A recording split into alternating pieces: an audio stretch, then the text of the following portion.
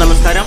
നാട്ടുരാജ്യം news ഇന്ന് report ചെയ്യുന്നത് അല്പം രാഷ്ട്രീയം അടങ്ങിയ വാർത്തയാണ്. നമ്മുടെ കേരളത്തിലെ മന്ത്രിമാരും MLA-മാരും അനുഭവിക്കാത്ത ഒരു സുഖയാത്രയാണ് വാട്സപ്പ് ഗ്രൂപ്പിൽ എത്തിയ ഒരു വീഡിയോ ക്ലിപ്പ് വാർത്തയായി അവതരിപ്പിക്കുകയാണ്. ഇന്ത്യയുടെ ധനകാര്യമന്ത്രി നിർമ്മല സീതാരാമൻ ബസ്സിൽ യാത്ര ചെയ്യുന്നു. കേരളത്തിൽ ചിലർ പറയാൻ സാധ്യതകളുണ്ട് ഇത് അഭിനയമായിരിക്കുമെന്ന്. കേരളത്തിൽ രാഷ്ട്രീയത്തിൽ മത്തുപിടിച്ചവർ ഇങ്ങനെ തന്നെയാണ് അവർക്ക് പറയാൻ പറ്റുകയുള്ളൂ. ചില കാര്യങ്ങൾ രാഷ്ട്രീയം മറന്ന് യഥാസ്ഥിതി നമ്മൾ മനസ്സിലാക്കുമ്പോഴാണ് വരാനിരിക്കുന്ന ഇന്ത്യൻ പാർലമെൻറ്റ് ഇലക്ഷനിൽ 420 സീറ്റ് ഉറപ്പെന്ന് ചില മാധ്യമങ്ങൾ രേഖപ്പെടുത്തുന്നത്. ചിലർ പറയും നാട്ടുരാജ്യം രാഷ്ട്രീയം പറയുന്നതെന്ന്.